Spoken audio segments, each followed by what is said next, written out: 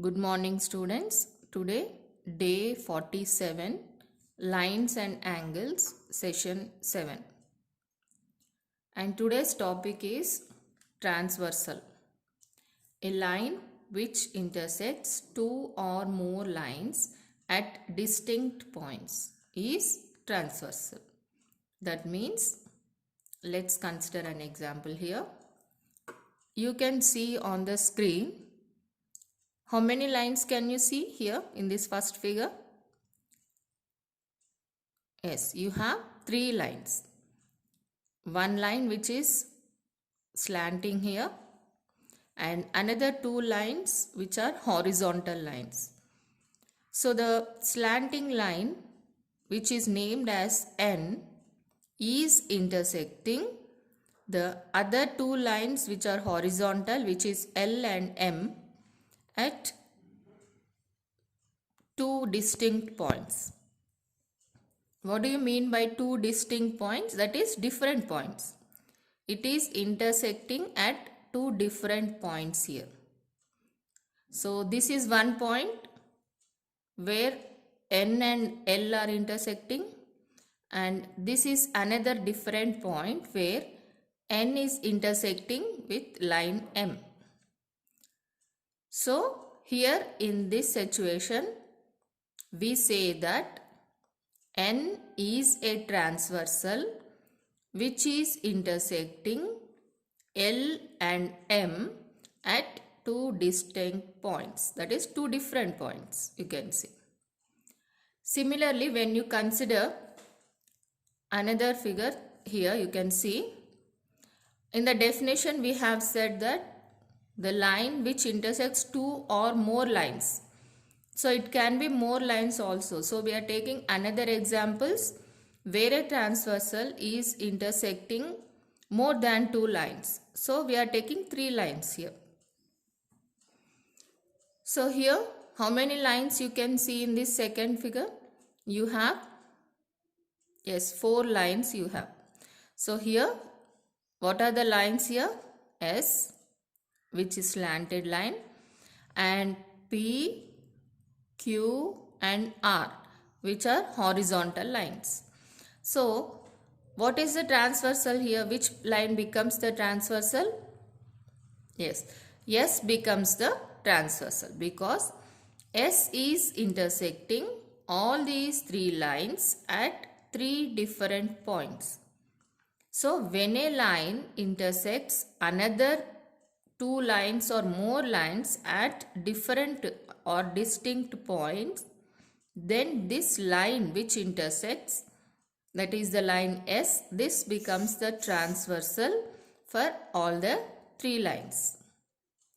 So here you can see S is intersecting P at a point, and it also intersects Q at a different point and R at a different point.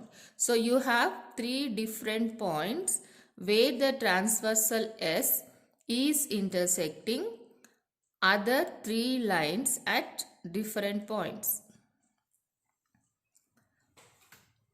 So thus the definition we have is a line which intersects two or more lines at distinct points is called a transversal. So let us consider the angles made by the transversal.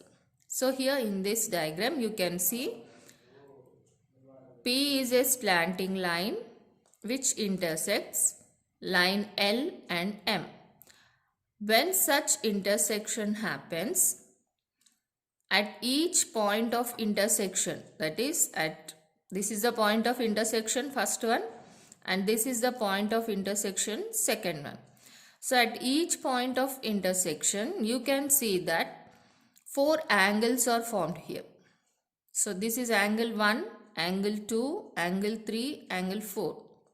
As you have learned in this chapter before sessions, that what is the definition of an angle?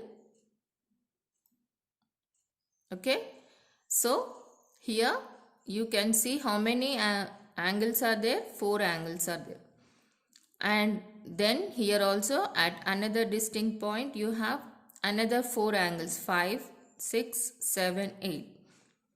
So what are these numbers? These are the numbers that are used to represent the angles formed at this point. So when a transversal cuts two lines as seen above, as seen here, when the transversal cuts two lines, so how many angles are formed here? At the first point 4 angles and at the second point another 4 angles. So total how many? Total 8 angles are formed.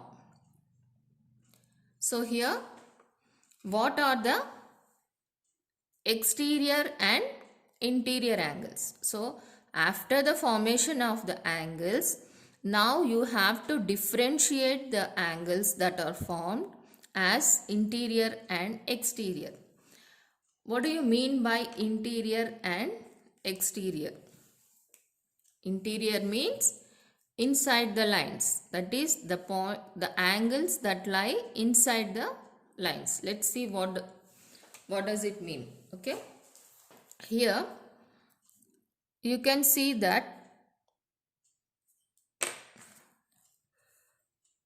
this is line L and this is line M, and the angles that are here inside the lines, that is they are in the interior of the two lines L and M. So this is the interior part of the parallel or any lines, any two lines. You say that these, when you consider the two lines given here L and M, this becomes the interior part of this. So when this becomes the interior part, the remaining part will be the exterior part. All this you have studied in your lower classes. Hope you remember that. So continuation of this topic, we have interior angles are 4, 3, 5 and 6, or you can say 3, 4, 5, 6. These are the angles which are the interior angles of the angles that are totally formed, which are 8. So we'll write here interior angles are angle 3. How do you represent the angle? 4, 5, 6. So these are the 4 angles that are formed, which are considered as interior angles. Similarly, the remaining angles that are formed are considered as exterior angles. What are the angles that are remaining here? Angle 1, angle 2, angle 8 and angle 7. So these are the 4 angles which are exterior and these are the 4 angles which are interior. So hope you followed this topic. So your homework will be draw the transversal, that is intersecting two lines at two distinct points, and mark the angles as angle A, angle B, angle H and so on. Identify the interior and exterior angles. That means what you have to do, you have to draw the same diagram as given here, but give different names. I have given 1, 2, 3, 4. No, you have to give names which are different, like angle A, angle B, that is small letters of English alphabets, A, B, C, D and so on. Then what you have to do, you have to identify the angles that are formed and what are the interior and exterior angles. You have to differentiate from the formed angles, which are 8. So do the homework. Hope you followed. Thank you.